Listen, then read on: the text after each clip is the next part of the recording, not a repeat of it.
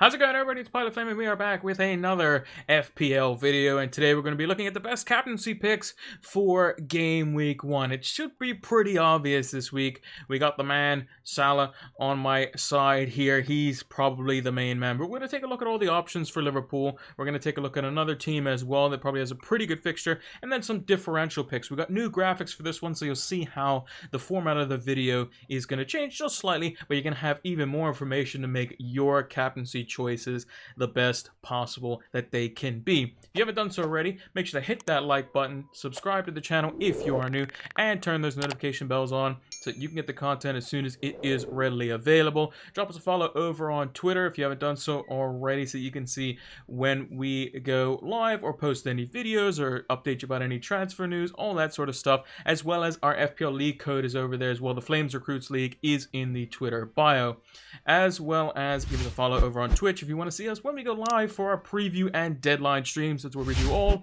our FPL live streams. We post the VODs over on YouTube afterwards, but if you want to see us when we go live for our deadline stream, which is going to be on Thursday, it's going to be the evening before, it's 7 p.m. EST. Make sure to come check us out for that. I will be premiering it on Fridays if it was a deadline stream as well. So if you did miss it, you can watch it on Friday as well. Now, without further ado, let's talk about our partners for the season with Fantasy Football Scout. We have partnered up with Fantasy Football Scout for this coming Fantasy Premier League season, and they're giving you an exclusive offer. Use the link down in the description to get 20% off your Fantasy Football Scout membership. It gives you access to the exclusive members area, which has new tools such as the 3-player comparison tool, as well as some old favorites such as the Rate My Team tool, the Season Ticker, and my personal favorite, the fully customizable stats tables, which you can share among other Fantasy Football Scout members, powered by Opta Stats. Use the link down in the description below to get 20% off your membership today. Sign up now. Now, we've changed up the graphics as I mentioned in the beginning of the video so that we can get a little bit broader of a spectrum across a fixture rather than necessarily one player. So over to my right hand side here, it'll be your left hand side. You can see that we have 3 players highlighted, which I think are going to be the most likely, captainable players in the fixture. Up above me, you can see the stats of the team that we are basically looking to target here. In this case, it is Norwich, who are at home against Liverpool, who will be traveling to Norwich in order to play them in the first game week of the season. And if you look at the colors of the circles way up the top, they are the FDR rating according to the Fantasy Premier League site of what the fixture difficulty is. So you'll see that Norwich is kind of a pinky reddish looking. That's a FDR rating of 4, which is pretty bad, whereas Liverpool's is a 2, which is why it's highlighted in that color. And you can see the FDR rating just above that way somewhere. That way, I can't get my direction right. You can see it. It's up to below the 2 team names. And all these stats have been supplied by Fantasy Football Scout. Norwich's stats for the season and the last 4 game weeks were for 2019-2020 when they were still in the Premier League, whereas Liverpool's were the last 4 matches for their last 4 matches of last season, 2020-2021 season. So with that being said, now that I've kind of broaden that one out, and if you follow us for the rest of the season, you'll probably catch on anyway. But yeah, pretty straightforward. We're looking at what players are scoring the most goals, getting assists, and I think Liverpool has the best fixture this week. It doesn't make any sense to beat around the bush. When Luis Suarez was there at Liverpool, they used to pump them 4-5-0. They used to get a lot of goals, a lot of assists, so I'm going to be looking at some of the Liverpool players. Now, we'll go down different price points here. So Diego Jota is someone that's being paired up with the likes of Mo Salah typically. He had 1 goal with 10 shots inside the box, so he should have scored probably more than that, maybe assisted more than that. 2.45 XGI in the last 4 matches that he played in the Premier League last season, so he should have definitely performed a bit better. And I noticed that he did drop off after he came back from injury. He was basically everything he touched went in the back of the net, and when he came back from injury, he was getting a lot of chances, just not putting them away. Whereas Sadio Mane is kind of the inverse of that. Didn't really get too many shots, only 6 shots inside the box in the last 4 matches played. However, they're good quality, and he was able to put it on a plate for whoever he was assisting. 2 goals, 2 assists, which he outperformed his XGI. Was expected only to be involved in 3 goals, and he was involved in 4 for those matches. So Mane looking to improve his form, and in preseason has done quite well as well. And then lastly, the main man, Salah. Everyone's probably going to have him in your team. He's going to probably be close to 50% ownership, probably over 100% effective ownership, which means if you don't captain him, he will basically lose you rank. Although it is the beginning of the season, so it doesn't really matter too much. But Salah is going to be heavily captained, and I think he's going to be the most captained player in game week 1, and for good reason. We look at these stats: 2 goals, 1 assist, and a lot of managers thought that Salah kind of dropped off towards the end of last season because Mane was kind of taking the limelight a little bit, and even Firmino stepped up a little bit on the run, and even Alisson got himself a goal. So with Salah, 2 goals, 1 assist, nothing to scoff at there, with a 3.22 XGI, so about par, but he had 16 shots inside the box. These are Salah type numbers that we want to see. We want him shooting in the box, shooting often, and against opposition that are quite poor at the back. And if we look at the stats up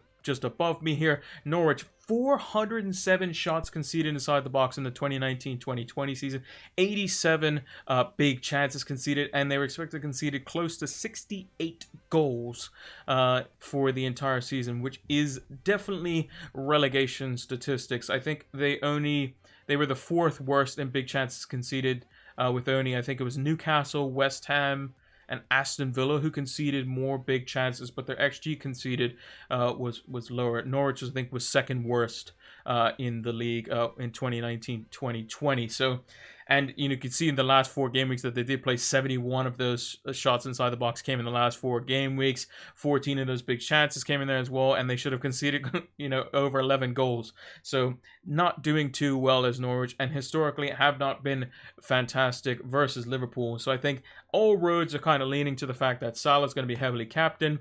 A lot of managers are going to go with the double up with Salah and Jota. Some are even considering no Bruno and going Mane instead. Go for the first couple of game weeks, then get Bruno in for when he plays Wolves and Newcastle. That is an option as well. Or maybe they pick Son instead. We'll have to kind of see.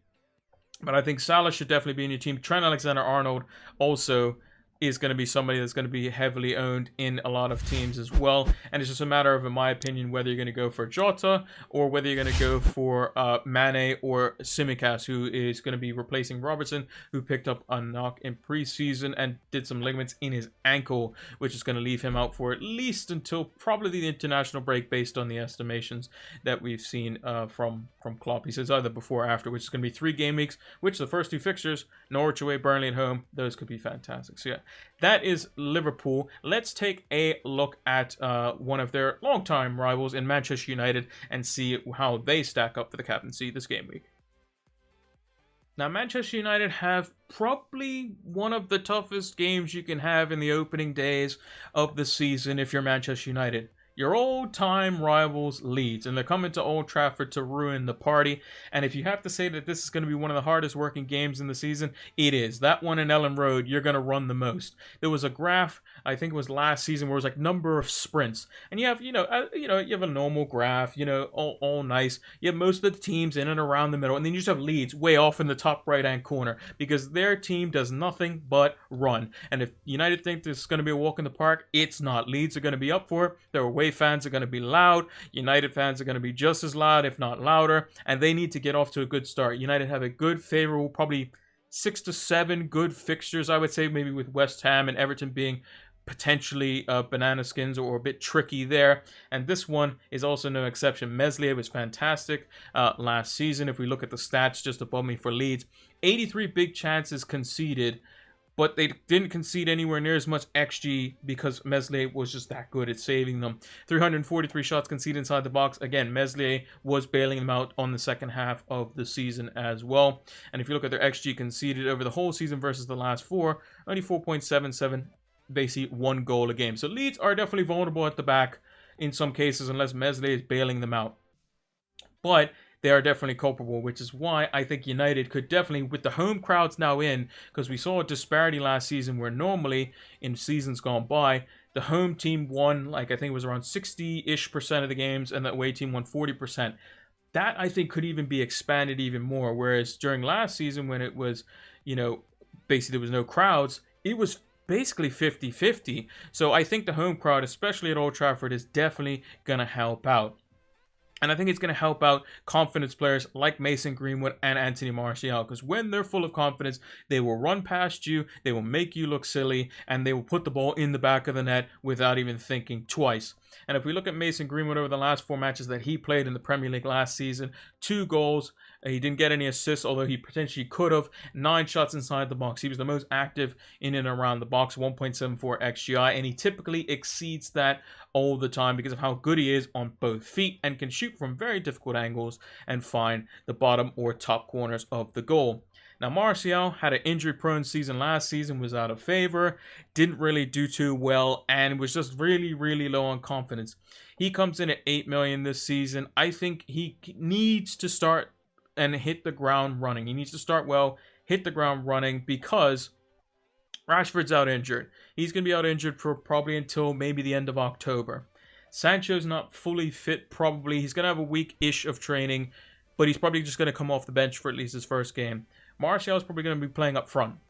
So we're probably going to have maybe the likes of maybe either Martial on the left or Martial up top. Greenwood's going to be on the left or right, and then maybe like a Dan James or somebody like that as our forward line, because Cavani still isn't back. Rashford's injured. Sancho's most likely to start off on the bench. Pogba's only played a half in preseason, so he probably can't really start on the left. So I think that, Greenwood and Martial are going to have to step it up in order for United to win this game. I think they still have the ability to do so because of how good the back line has been in preseason. De Gea has obviously been in goal and been basically flawless. And surprisingly, Matic and Van der Beek have looked fantastic as a pairing when in games gone by when they have played, didn't look too hot. But if there's someone who is always hot when he plays, it's probably Bruno Fernandes. 2 goals, 1 assist, 8 shots inside the box, 2.51 XGI in the last 4 matches that he did play in the Premier League, and people thought he kind of cooled down. He doesn't take as many shots as Salah, but we definitely know that his 12 million price tag could prove to be worth it off the start, and I think leaving him out of your team is probably a bit foolish, I would think. He has got some preseason minutes under his belt, scored a fantastic free kick, and remember, when United signed Fernandes, he had only played a couple of games in front of the fans before there were no fans in the stadium. So he's only actually played probably half a dozen or so games in front of United fans. And a fully packed Old Trafford versus rival Leeds, there's going to be no other game he's going to be up for it other than that one, if any. That's going to be the one. First game of the season, home to Leeds. And he could be someone who is just fantastic on the opening day. Probably won't be as highly captain as Salah, I wouldn't think, and I don't think he's going to be over 100% effective ownership either, which would mean that he's going to get some points for our team, hopefully. But maybe his reserved role potentially, because there's some potential formation changes that United could be doing to more of a 4-3-3 when the team is fully fit, may see reduced output from him, and also with the VAR changes, maybe United will get less penalties this season. We'll have to wait and see on that one. But I think when Sancho comes in, it's going to make less of the creative burden on Fernandes, and it's going to allow him to go forward into the box more, which means he'll have more shooting opportunities in the box, which is what we like. But whether Sancho gets it from the start or just like half or 30 minutes, we'll have to see. But I think Fernandes is definitely probably my second best captaincy shout. I think Greenwood is definitely a good option going into this season for the first couple of game weeks, what could be a rotation risk further down the line. So those are the 2 fixtures that I think are the best captaincy options, but let's take a look at a couple of games which could see some differential captaincy options flourish in game week 1. Now the graphic still holds true, but it's going to be slightly different. So you can see the differential captains. I put the logos of the 2 teams, or at least a couple of the teams, if there is going to be 3 teams potentially, on the graphic, and their opposition just above me. So the first fixture we want to talk about is Leicester versus Wolves. Now Wolves have been playing a much higher line. They've been leaving space in behind, and if there's any team that can take advantage of that, I think it's a fully fit Leicester, whether it's Iheanacho, Patson Daka, Jamie Vardy, Harvey Barnes, Iosi Perez, James Maddison. All of those guys are able to run into space or play the ball in behind, or a combination of both, and I think that they could do some serious damage to Wolves.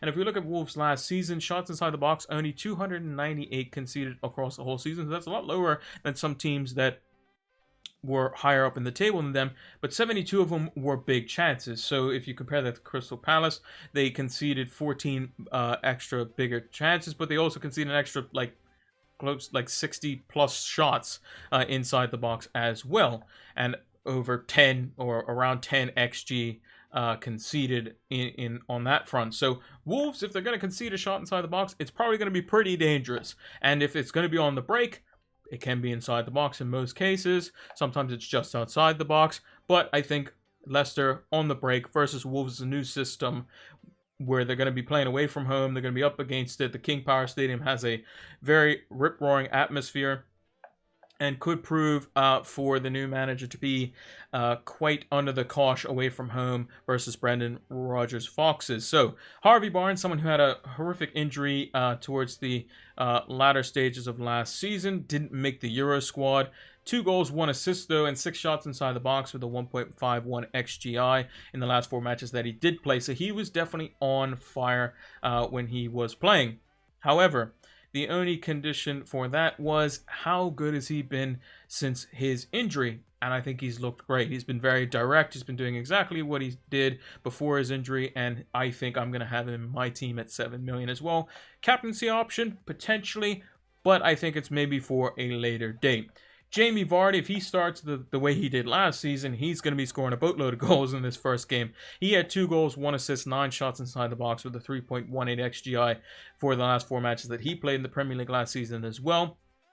But if you also remember, he started off the season, I think, with he started off the season with like 2 penalties, or like a penalty and a goal, and then the next game he got a penalty, and the next game he got like 2 penalties versus City. It was really, really crazy. He got a boatload of goals off the first few games. And against Wolves, high line, Jamie Vardy in behind. That's the most iconic goal when it comes to thinking of Jamie Vardy that I can think of. 10.5 million, maybe a bit of a stretch, but could also be a placeholder for the likes of Romelu Lukaku or Harry Kane if he goes to Man City, if you wanted to go that front and have maybe like a 1-week captaincy shout here. And I think he could be a good differential captain.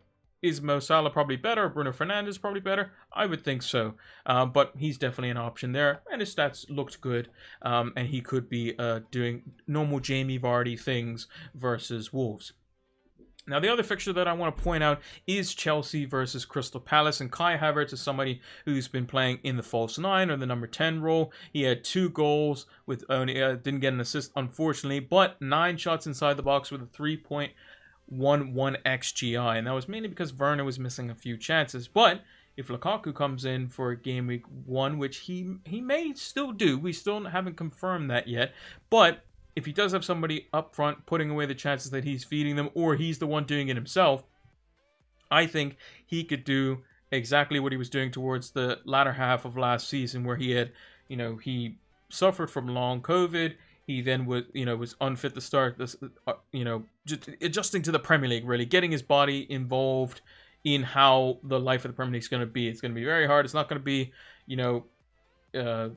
nearly as maybe different, I would say, from the German league. I would say it's the closest possible comparison in terms of physicality, but there is a step above it. And the pace of the Premier League is probably the thing that catches most players off guard. But obviously, getting COVID doesn't help that. And he was able to obviously recover from that later on in the season. And then he was slowly able to get himself in. And then once he hit his form, he was basically unstoppable. And he got the winning goal in the Champions League final as well. So Kai Havertz is someone I think could be a 1-week punt, maybe a transition to Son in game week 2 or 3. I think could be on the cards if you start with him, but I think he could be a very good differential captain option for game week 1 as well.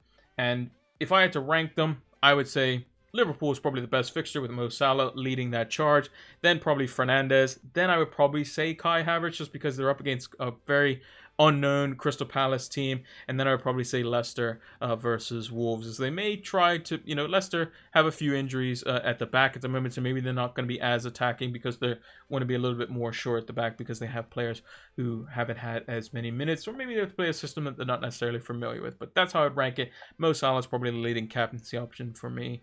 So let me know what you guys think down in the comments below. Who are you going to be captaining? I'm going to probably be going with Mohamed Salah. I think it's pretty much a no-brainer. He punished me last season. I'm not going to let it happen again.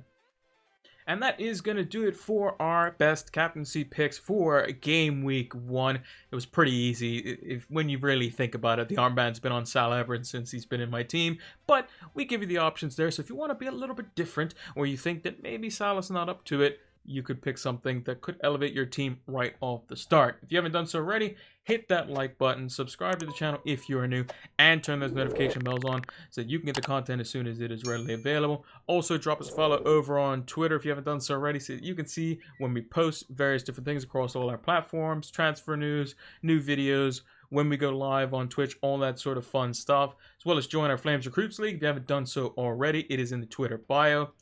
Give us a follow over on Twitch so that you can see when we go live for our preview and deadline streams if you want to join us for that. Those are quite fun, and I can't wait for the deadline stream on Thursday, and I'll be premiering that over on YouTube as a VOD on Friday as well.